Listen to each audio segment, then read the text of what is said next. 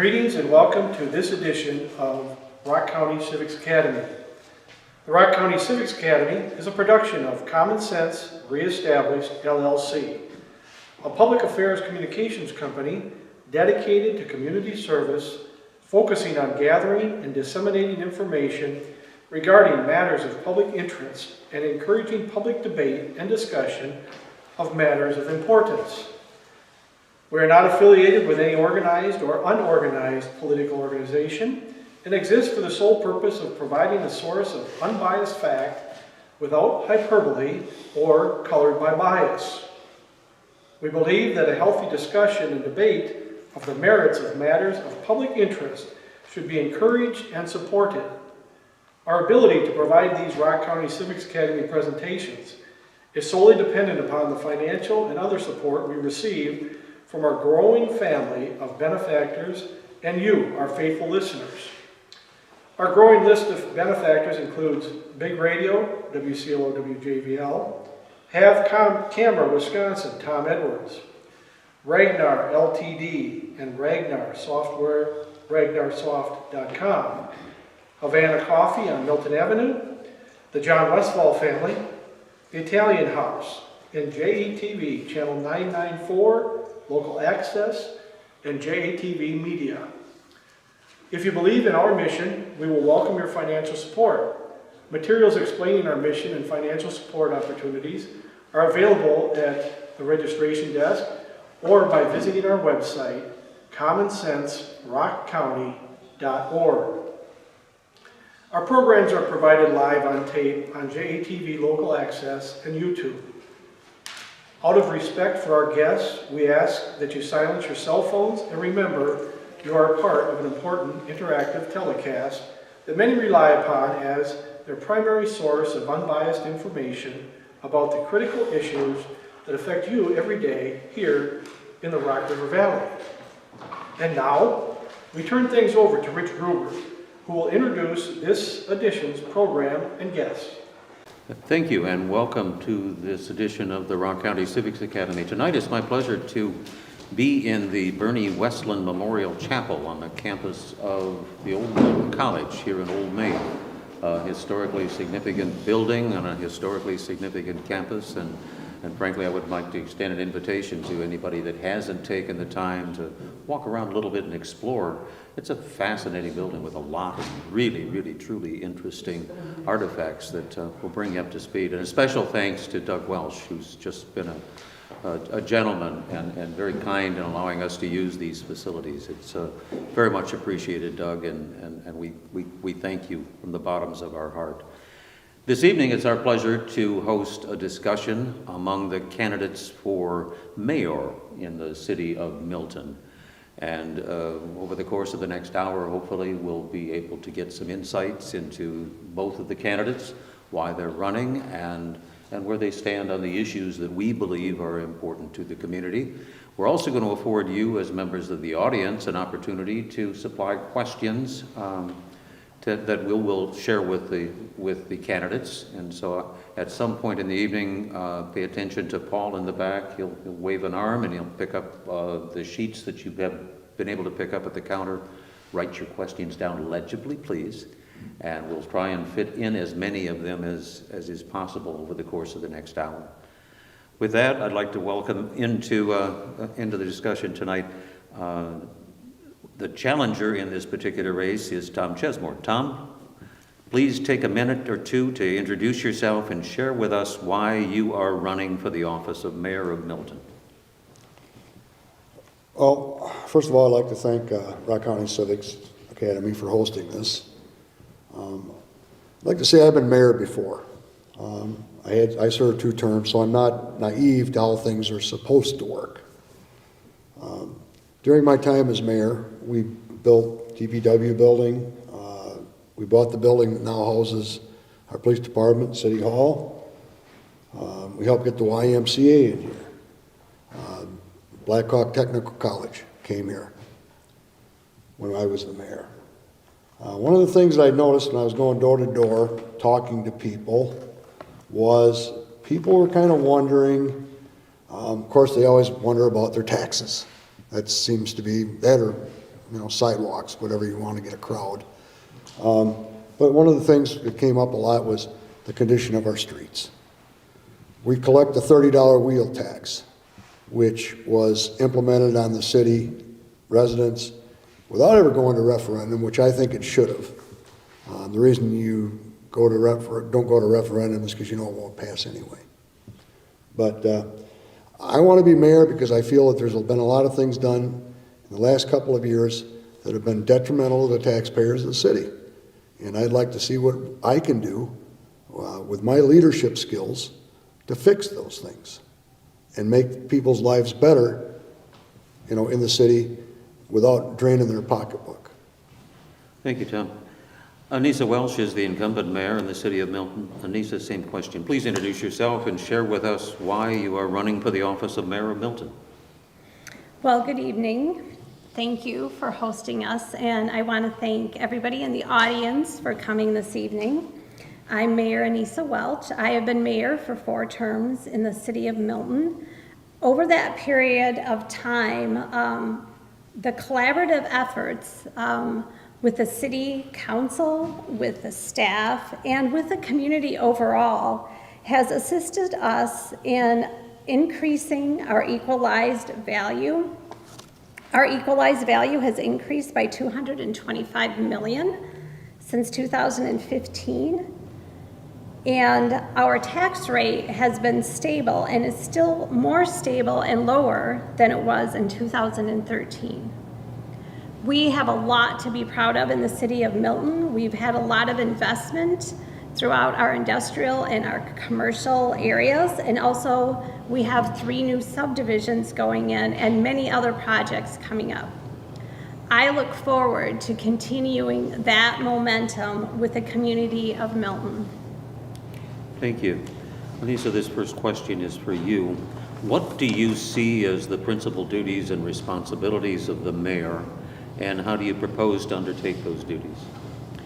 Well, I've been mayor for 4 terms, so I've approached the mayor position as being part of an overall team player and providing support and assistance to staff and council wherever that's needed, and also to be an advocate and an ambassador for the city of Milton.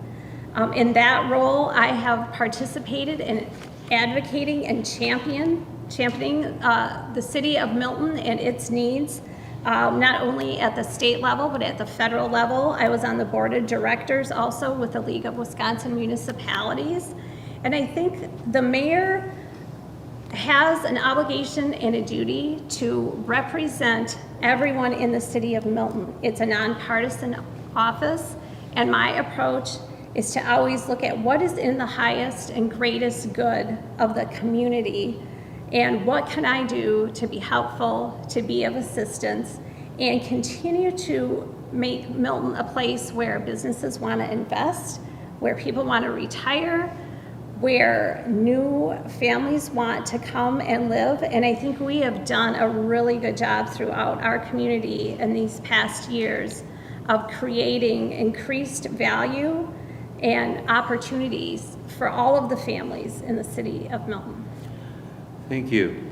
Mr. Chesmore, same question. What do you see as the principal duties and responsibilities of the mayor, and how do you propose to undertake those duties?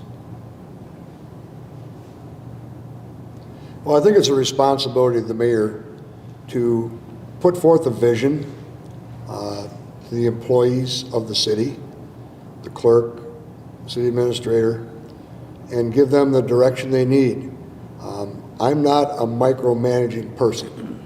We hire those people for a reason, for their expertise and their ability to perform that job. I see no reason to micromanage them. If they have a problem, they should be able to come to the mayor. But I think the idea is to put forth the vision, try to make it happen, try to get the council on board with it. In the past, we have done enormously well. I mean, it's just, I don't know how else to answer it. I mean, you lead by example. I mean, I've had detractors in the past. It really doesn't bother me that much. And I've been called a lot of names, I've been threatened, and everything else. That never bothered me much either. I mean, if you know you're doing right, I love to help people. I can cite several examples, but there's no time, of where I've gone to people's houses and when I was mayor and worked with them to get their streets fixed, worked with them where the police department couldn't make any advances, working with them to get them to appreciate their neighbor. Thank you. Annisa, what do you see as the most important issues facing the city? Well, historically and moving forward, it's always going to be how do we provide the needed and expected services that our residents have known and deserve to have, while keeping it reasonably priced for their taxes, right? So that's always been a challenge, and one of the ways that we've addressed that is we did a strategic plan, and we did a comprehensive plan, and we created a financial policy. One of the things about the strategic plan that we did was we invited the entire community to be part of creating the vision that they want for the community. So we had community involvement, we had staff involvement, we had council involvement.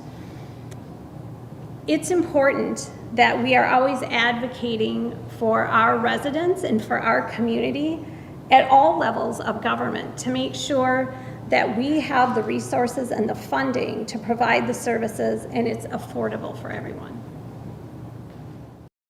Thank you. Mr. Chesmore, same question. What do you see as the most important issues facing the city? Well, at this point in time, I would say the taxes. Recent moves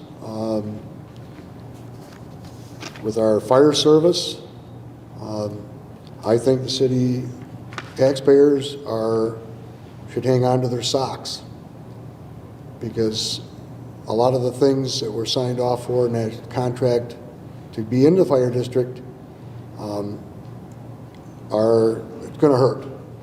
And whether Annisa or myself is sitting in that chair, I think that the next mayor should be prepared to be able to explain to people why your taxes are going to be so high. Do I get a rebuttal?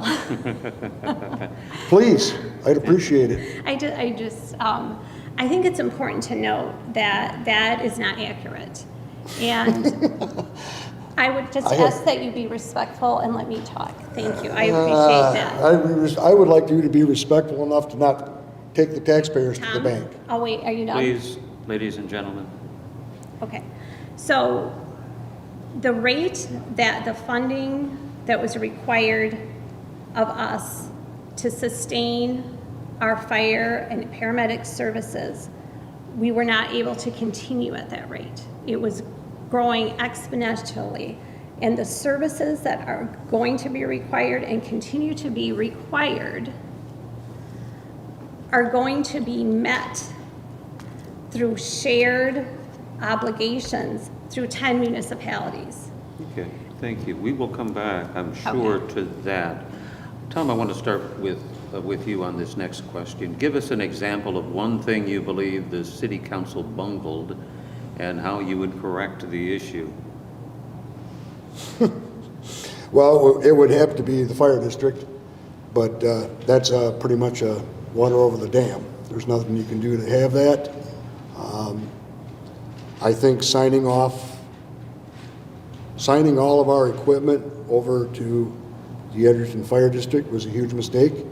If we ever want to get out of that contract, we have to buy back our equipment. So now you're asking the taxpayers to buy back their equipment that they paid for once already. Manning issues at the fire station, I think that seemed to be the general put forth of why we needed to do the fire district thing.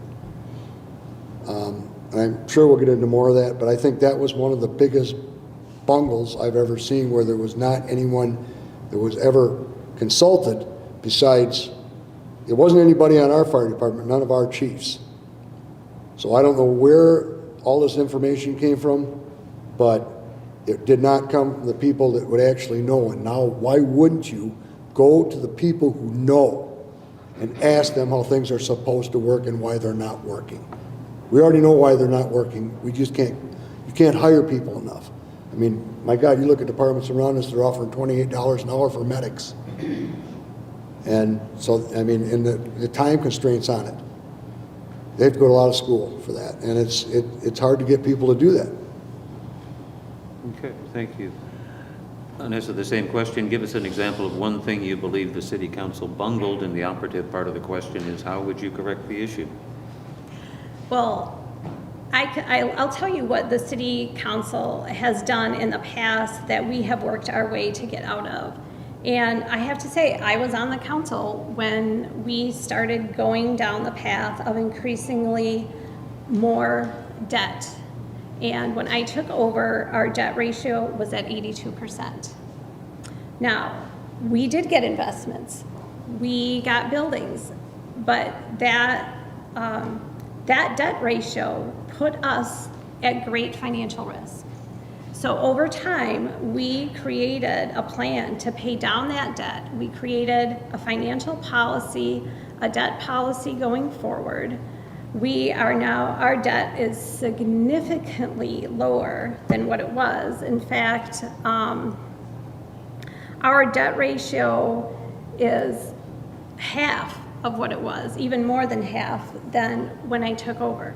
So I think part of that was that I don't think the council fully understood the future implications of taking our debt up to 82%. We're not there. We were able to do investments in our commercial, in our industrial, and we were able to create stable TIF districts. We have CQC and CNG. These are world organizations that have chosen Milton because of our fiscal policies and our investment in our community. So we're not going to let that happen again because the council committed to not having just a free-for-all around debt. Thank you. We're going to start, Tom, with you on this question again. Give us an example of one thing you believe the city council has done extremely well, and how do you replicate that outcome? When I first got on the city council, a long time ago, I sat next to two of the most conservative people, unless you might remember Bill and Bill Lipke is my prime example. Bill's answer to the question when the city administrator would go, we're going to work on the budget, how much do you want it to go up? No more than 2% was always Bill's answer. It was constant every year. And I think the city council has done a very good job of keeping the tax rate manageable. But I don't think it's sustainable. And I agree with, and I said that you have to watch your debt. Unfortunately, she inherited the high debt capacity from the previous mayor before her. And that was too bad. But I think the city council has done a good job of keeping the taxes manageable for most people. As someone who's retired now and living on a fixed income, I'd like to see a little more give, which I'm sure a lot of the people in the community, they're even not retired, would like to see. Thank you. And as the same question, give us an example of one thing that you believe the city council has done extremely well, and how do you replicate that outcome? Over the years, the council has been very adaptive. We went through COVID together, we went through high debt, and they tackled those issues head on. They have been very willing to look at new ways of attracting business. They've been great about creating policies to ensure that the solid foundation that they have built over the years will stay going forward. So I mentioned the strategic plan that guides our mission, vision, and values, the comprehensive plan that guides how we're going to grow going forward. That was updated. They participated in supporting staff in creating a communications plan.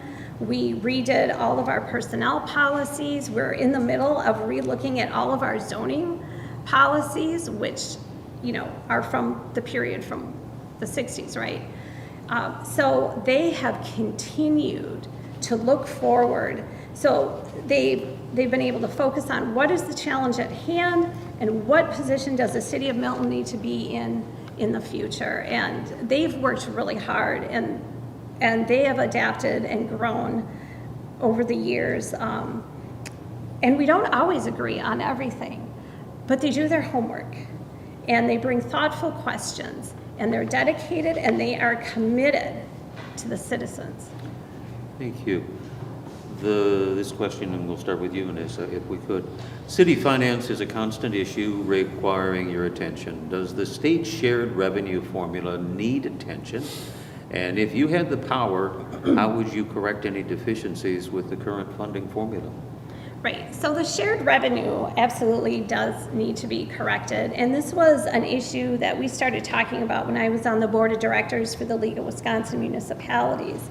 And at that time, one of the ways that I thought would be appropriate to look at it is to have a collaboration between the towns associations, the counties association, and the cities, the League of Wisconsin Municipalities. And they did that. And they worked together, and that was huge. And they brought forth some recommendations that both sides of the aisle in Madison are looking at in order to correct what has been happening over the years, which is we collect taxes, people pay sales taxes, it goes to Madison, and even though our equalized value has increased exponentially over the years, with all the hard work that everybody in the city is doing and that lives here, our shared revenue has decreased. Not only can they look at shared revenue, they should look at general transportation aids. That formula hasn't been looked at in 20 years. There's better ways, more equitable ways. Also, what they can look at is real estate transfer fees. So that funding, it never came to the city, but it used to be 50-50 between the county and the state of Wisconsin. Well, now it's 20 to the county and 80 to the state. They can look at that, and that can be more equitable, and I think they should look at giving some of those real estate transfer fees back to the cities. Thank you. Tom, same question. City finance is a constant issue requiring your attention. Does the state shared revenue formula need attention? And if you had the power, how would you correct any deficiencies with the current funding formula? Well, unfortunately, the mayor of the small city of Milton is not going to have a lot of kick up in the state. I know that I just watched a presentation a couple of days ago that explained how the equalized value has been totally not treated the cities very well.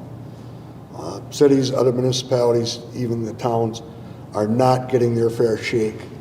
And as Annisa said, it is something that actually both sides of the aisle are willing to look at and work with. It sounds, by the sound of it, the governor, he made this presentation in his state of the state, and I think he's willing to work with it. All the little intricate details have to be worked out, but it sounds like that we are going to be taking in some money more than what we are. It's totally unfair the way the cities and the municipalities are treated. Prime example of that is our Madison Avenue. We're supposed to get state money. We used to get state money, and now we don't have enough to fix the holes and potholes in it. That's just not feasible. And it's because the state isn't giving us our fair share of the money. Thank you. Annisa, we'll start with you on this question. Through the years, there's been an increased reliance on fees for service as an approach to fund city services. Is it fair and equitable as a means to fund city services? What are the limits, as you see it, to funding government services on a transactional basis? Well, municipalities have very few and very limited revenue sources. What's very problematic, number one, is the shared revenue that we have discussed, also over-reliance on property taxes, and then there's fees. So you have to look at everything, and I think that it can be a struggle if it feels like you're not getting ahead, right? Even though our tax rate is lower today than it was in 2013, if inflation is going up, it doesn't feel like you're paying less taxes because the cost of living goes up. One of the things that the state can do to ease any fees, I mean, it's fair, it's not unrealistic. I don't think that people should just expect the government to pay for everything, right? And I have never talked to anybody that doesn't believe they should pay their fair share. But it should be equitable. And we shouldn't have people at, 1% tax bracket paying less than somebody that's working at DPW or a police officer or a firefighter. So it's not just it's not a narrow issue just around fees. It's how we fund our government and our services equitably overall. Thank you. Tom, same question. Through the years, there's been an increased reliance on fees for service as an approach to funding city services. Is it fair and an equitable way to fund city services? And what are the limits, as you see it, to funding government services on a transactional basis? It's kind of ironic. When I first ran for the city council, it was because we feed out our garbage pickup. Totally upset me. A fee is a tax. Let's just put it that way. In 2016, the school district had a referendum, and it was at that point in time that the city of Milton decided to add a $30 wheel tax, which is, by the way, the highest in the state. I don't believe in fees, I understand, but to turn around and ask people to cough up another $30 on top of when you're looking at a school referendum, we know how popular those are. I thought that was a little unfair. I agree, you have to charge a fee, but why do you have to reach for the moon when you're doing it and taking a big chunk out of people's money? I mean, it cost me about $200 to do my truck, to license my truck. My wife drives a pickup also. There's another $175. That's just, it's crazy. And that's the main thing people are asking. Where's that $30 going? You go down College Street out here, or High Street, one of the most heavily traveled streets in the city. And now we've dug more holes in it, but you go by the library and there's a ski jump there. You could jump your vehicle. You need a front end alignment to drive down that. Where's the $30 going? I'd like to rebut. Very quickly. Okay. 15 seconds. So we have a roads and a capital improvement plan. The $30 is not, in fact, the highest in the state. If we were to levy for that amount, it would cost taxpayers more than if we did the $30 registration fee. We determine what roads are going to be paved based on their PACER rating. Okay. I'll respect that. I'm sure that there'll be opportunities here as the evening progresses. Tom, I'm going to start with you on this question. Civic engagement is a concept we hear about on a regular basis. How will you, as mayor, promote and practice your definition of civil engagement? I'm not sure I understand. How are you going to get the community involved in what the city council and the mayor deal with on a daily basis? Well, if you want to talk, weekly basis and a monthly basis. If you want to get people into your council chambers, you can either talk about sidewalks, raising their taxes. Those are just two of the ones that used to pack them in with those. My idea has always been, if people are willing to come, they'll come. if they won't, I've sat at council meetings, I mean, our budget meetings. We used to sit and there wouldn't be a soul in the place, and we'd be there till 10, 11 o'clock at night. And come budget, when we finalize the budget, next thing you know, we got a packed room, everybody complaining. You know, it's up to you as an individual to make the time to go. I mean, I've been criticized myself. You didn't go to any of these informational meetings, you didn't do this and you didn't do that. Well, you know what? I just recently retired in June.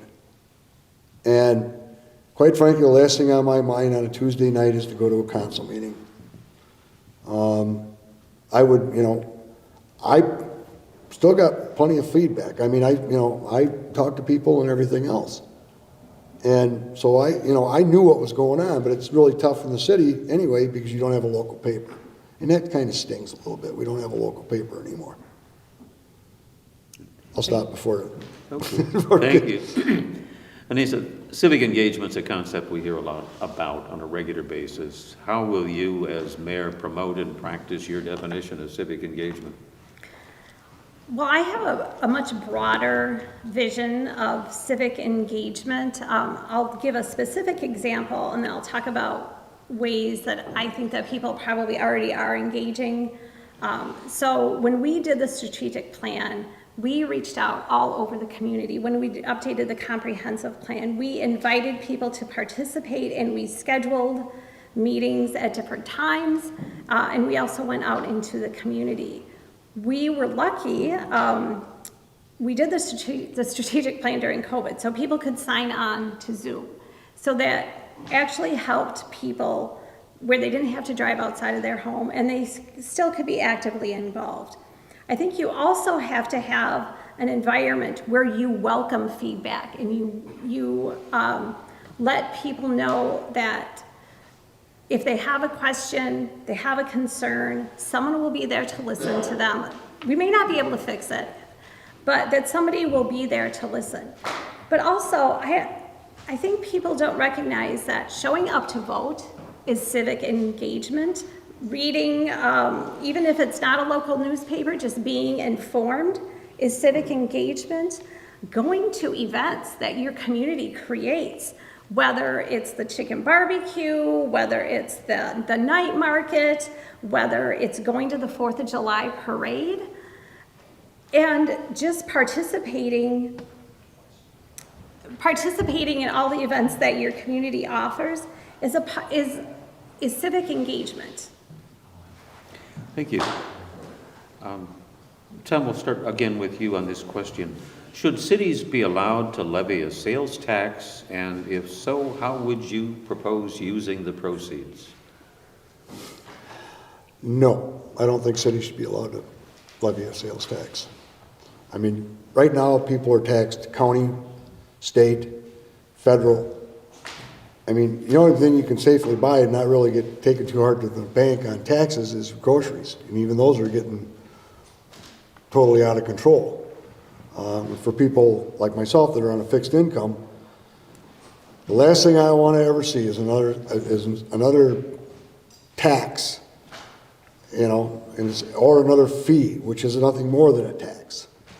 It's the last thing that we need to do is be taxing people anymore. Right now, with inflation the way it is, I was the mayor I led the city through one recession already.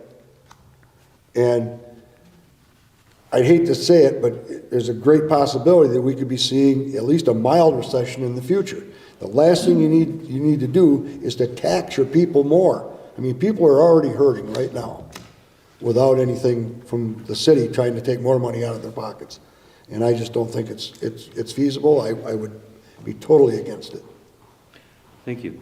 Annisa, should cities be allowed to levy a sales tax, and if so, how would you use the proceeds? Well, there have been opportunities for cities across the state that they've levied special taxes, like for the Brewers Stadium, for the Milwaukee Bucks, and for special projects, and for dedicated means, right? So the county has a 0.5% sales tax. They have a policy on how that money can be spent.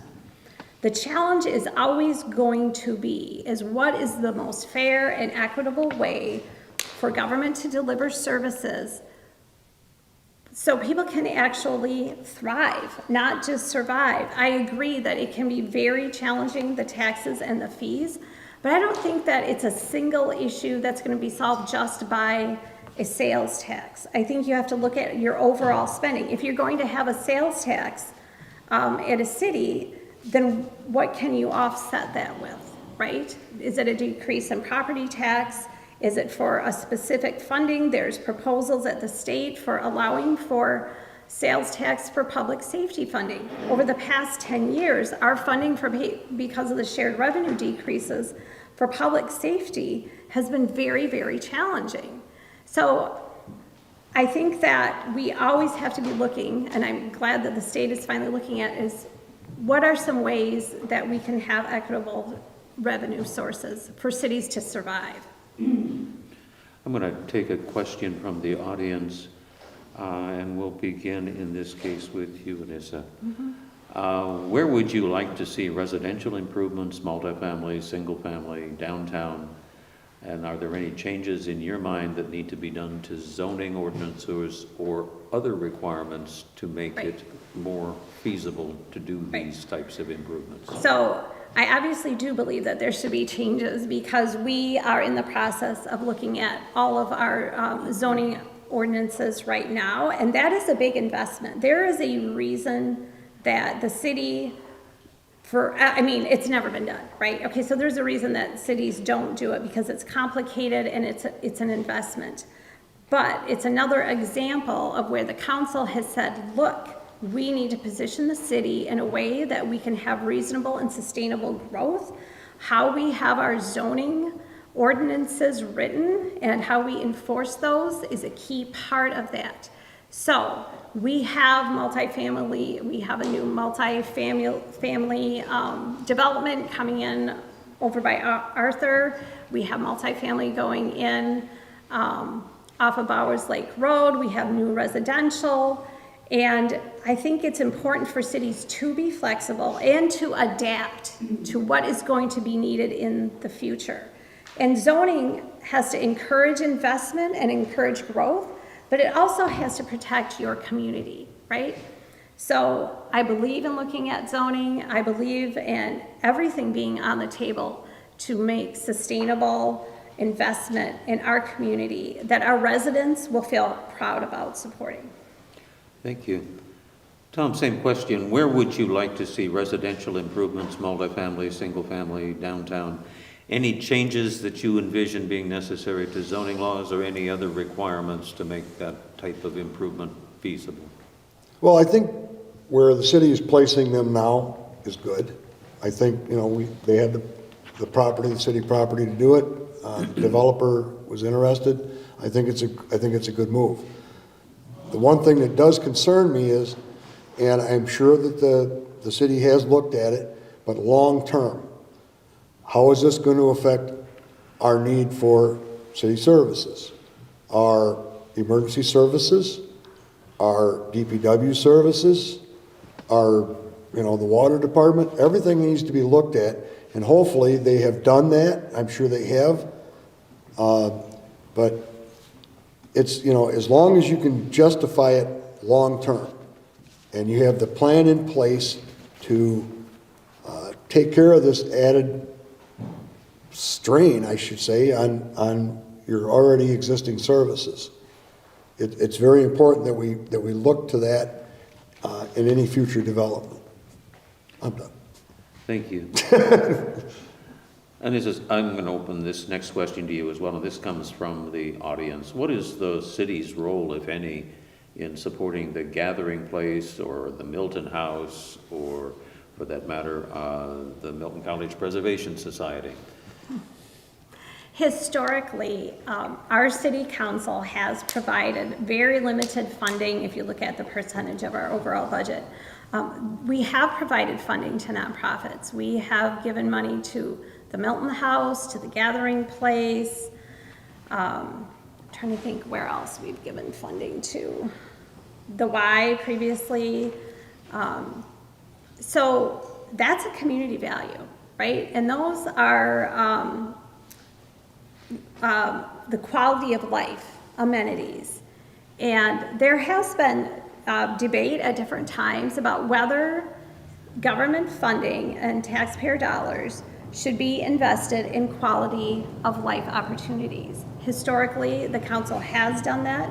The Gathering Place, it's amazing to have a senior citizens facility like that not only serves senior citizens, but also has a lot of community events, and it's expanded. The Milton House is a cornerstone of everything Milton. And I've never vetoed a budget that had funds dedicated to nonprofits. I believe it's a quality of life issue. If voters don't agree with that, or the community doesn't, they really have not said that to us. And that those are things that we addressed in our strategic plan, and the community overall had a very positive response to that. So I can see that policy going forward. Thank you. Tom, same question. What is the role of the city in providing support to such organizations as the Gathering Place, the Milton House, or for that matter, the Milton College Preservation Society? The city has always supported them in their endeavors. There was a point in time, I think back when I was mayor, that we had to cut back on some of our funding. I didn't feel the need to apologize for that because it was necessary at the time. But I totally agree that it is necessary to at least give some sort of funding to these areas like the Gathering Place, historic preservation, everything like that, because it is the core of the city. The Gathering Place has been amazing since the day it was finished building, and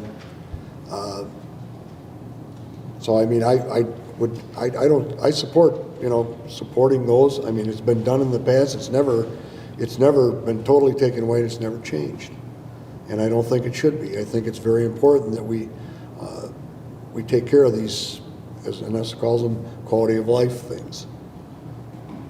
Okay, thank you. This is a related question. Our neighbors to the south have grappled with issues such as affordable housing and homelessness. What role can the city play in addressing the need for so-called affordable housing in the community? And what role does the city have in addressing issues such as homelessness or related social issues? Annisa, we're going to start with you. You get the first dive. Well, actually, there's countywide programs that have expanded over the past few years regarding homelessness. I have always promoted collaboration and partnerships with other agencies and other cities, right, around the county, so we don't duplicate efforts. So we have those homelessness opportunities through addressing homelessness through the county program that's just expanded. And we also have opportunities to look at when development comes in, right? What is it coming in? Is it coming in, like when we look at like multifamily housing, is it coming in at way above market value? Is it coming at workforce rates? Or where are we at in the scheme of things? The city of Milton is a small town, so our inventory is always going to be less than a community like the city of Janesville. Sometimes that actually drives up costs because we have less inventory. So sometimes government's role is very limited in the market and capitalism, and government should not be putting their finger on winners and losers, but we certainly can look at partnerships with other agencies, counties, and cities to see what they're doing to address these challenges. Thank you, Annisa. Tom, same question. What do you see as the role of the city of Milton in addressing such social issues as affordable housing in the community, issues of homelessness, and other social issues? Yeah, well, once loaded for grapes, seen it. quite frankly, as long as if you have people that are willing to come in and develop housing units, you would want to look at them to make sure that it's not, for the people that are making $30 an hour to come in and just rent all those places. Because there are people that can't afford that, and I don't know what kind of, what you're looking for in an answer of what the city could do, except for, get with the developer, find out what they're working towards. As for the homelessness problem, I'm not sure, I know we're not Janesville, and I don't want to be, but I'm not sensing that Milton has a huge homeless problem. If the county can deal with it, Milton could, work it with the county where, since they have a program we don't, okay, we'll use yours. Anything we can do to help you, we'll help you. But right now, I'm not overly concerned with that. Okay. Thank you. Tom, we're going to start with you on this next question. It's a combination of what's come from the audience, and it fits nicely into one of the questions that we've drafted here. Under what circumstances would you support advisory referendums going to the ballot as a means of measuring public sentiment? For example, the question related to the fire district's participation was a council decision. It was not a referendum question. Under what circumstances would you take a matter to a referendum to determine public sentiment? Just an advisory referendum? Just advisory? Just advisory? Because that's what's possible under state law. Anything that's going to affect your tax rate, I think should, when you're talking, wheel tax, prime example right there, should have went to referendum. You're asking for people under $30 from it. The fire department, another prime example. There should have been some examples put forth on an advisory referendum saying, okay, well, how much do you want this is, we can do it this way, your taxes are going to go up a lot. We can do it this way, your taxes aren't going to go up a lot, but they're going to go up a bit. I think, when it comes to asking people about finance, anything that has to do with people's finances, it needs to be put out there, especially when it's a huge ticket item. And it's a huge ticket item. Both these things are huge ticket items that should have been put out there for the people to make, an informed decision. Thank you. And it's the same question. Under what circumstances would you support an advisory referendum going to the ballot as a means of measuring public sentiment? And again, the example being that the fire district decision was made by the council. It was not something that was submitted to the voters. Well, I would suggest that it was submitted to the voters because the voters elected that council, and we have been dealing with this issue for a decade. It was a complex issue. If it wasn't complex and complicated, Tom would have solved it when he was mayor. It would have been solved, 2 years ago. So we elect our representatives to make decisions on our behalf. That's part of representative democracy. We have $1 million police budget. We've had $1 million police budget for a long time. And we should invest in our public safety. We do not go to referendum over our police budget. We have studied for years, including long before Tom, including after me, multiple options on what to do about public safety. We had many, many meetings, informational meetings. And I want to emphasize, this was not a City of Milton decision solely. This was 10 municipalities that looked at this. 10 municipalities with elected officials that all came to the same conclusion, that it was in the highest and greatest good of everyone to go with a regional model. I'm not against referendums, but I don't think you can govern by referendum. Thank you. Could I do a rebuttal on that? Sure, please, 15. We never had this problem when I was the mayor. We were definitely getting to the point where we needed to solve the problem, but this was not the correct way to do it. Thank you. This next question again ties together with an audience question. You've gone through the process of consolidating into a single fire district services on a regional basis. What is the future consideration, or is there any, that $1 million budget for the police department could be addressed by going to a regional model, as some communities have, and relying on the sheriff's department? Who is this to? And that's going to start with Tom.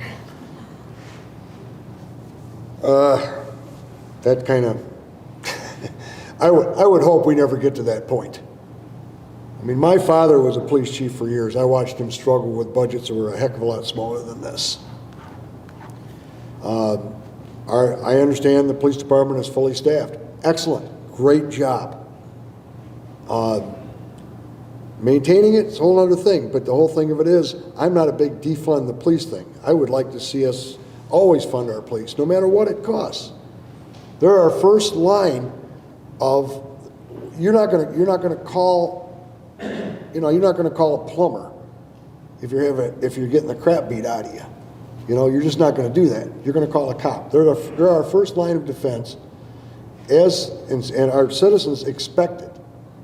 So, I'm sorry I paused so much, but I was just a little mind boggled by the whole idea of that even coming to fruition, that we'd be thinking about ever cutting a budget of our police department. It's just inconceivable to me. It's the same question. If you've approached the fire protection services on a regional basis, what's to say in the future you'd look at that $1 million budget and take the route of some other communities across the state and delegate law enforcement services to the sheriff's department on a regional basis? Well, first of all, I want to say that has never been brought up in any conversation that I have ever had, that council has ever had. We've actually made sure that we have level funded our police department. We are at full staff, and they're very separate situations. And I want to be clear on this. We were gifted, the whole state and the whole entire country, by having volunteer firefighters. Overwhelmingly, our departments were volunteers. That has really not been the case for our police. It's always been a paid position by design. So when you lose the ability to have volunteers run your fire department, then you have to figure out a way to fund it. And we've known, and I know Rich has known this, for years, that we were going to be in an employee crunch, right? We've been talking about it for a decade. A lot of other things happened. We had COVID, right? We had people that don't have spare time to become volunteers. That is the main driver of what has happened with fire departments across the state of Wisconsin and across the country. It's not unique to Milton. It's happening everywhere, and we wanted to prevent a crisis situation. There are neighbors of ours that are in a crisis with their fire and EMS. We have our police funded. We have a plan for that. I don't see that changing in the future. It's just a different situation. We're at that point in the evening where we're going to be wrapping things up. And so in conclusion, I'm going to ask that you both think for just a moment, and we'll start with you, Annisa, because we started with Tom with the first question. We'll start with you with the summary. Please summarize why the residents of Milton should elect you to serve on the council, and what measure or means of evaluating your performance should they take into account? Well, when you've been in an elected position for as long as I have, you can look at the decisions that have been made over time, and you can look at where we were before and where we are now. When I was elected mayor, I was not the person that I am today. The environment that I was elected in is not the environment that we are in today. Over time, and including the council and including the entire community of Milton, we have had to improvise, adapt, and overcome. And those of you that are in the service, you know exactly what I am talking about. We have repeatedly met the needs of the community and the crises as they have been presented to us. So we have increased our equalized value. We have decreased our taxes. Those are the numbers that are available to anybody. We have positioned the city of Milton where developers want to come, they want to create housing developments, they want to invest in their business. We don't have any vacancies in our downtowns, and we have addressed really difficult problems. And we've done it decisively and thoughtfully. We've created long-term plans. And the fire department, I understand the emotions around it. We were very thoughtful about it, and it is not going to be more expensive for the services that are going to be provided and are needed for the future. I'm happy to talk to anybody about that, but that has to be clear. Thank you. Tom, please summarize why the residents of Milton should elect you to the office of mayor, and tell us what means or measures you would propose they use to evaluate your performance. Well, I've been mayor before. I led the city through the last recession. We still grew when other communities around us weren't growing at all. Milton grew. We invested heavily in infrastructure because in my feeling is that when companies come to look at a city, they look at not only your money management, but they also look at your infrastructure, how well you take care of your infrastructure. From your police department, your fire department, your DPW building, your maintaining of your streets. We covered that fairly well. And I'd like to think that a lot of the improvements that we made back then allowed the city to gain some of the things that it's gained in the past. As for, I want to make one thing clear. I'm not against the fire department being combined with Edgerton. It's a done deal. There's not a heck of a lot that can be done about it. It's a done deal. I just want to be sure that, and I do have a copy of the contract. I've looked at it, I've evaluated it, I've had several other people evaluate it, and I don't know how expensive it's going to be for the city. It's going to be expensive. Especially if in a year we decide that we don't want to be there, we have to buy back our equipment that our taxpayers already paid for once. But I think the ones that are in for a real rude awakening are the townships. Thank you. Thank you, Annisa Welch. Thank you, Tom Chesmore. Best of luck going forward. The election is here before you know it. For the audience's sake, It's got to warm up. I will hope that both of you will stick around and visit after we complete the telecast. I would ask folks to get involved, get informed, and make a difference in your community. And this is your opportunity to do just that. Thank you very much, and enjoy your evening.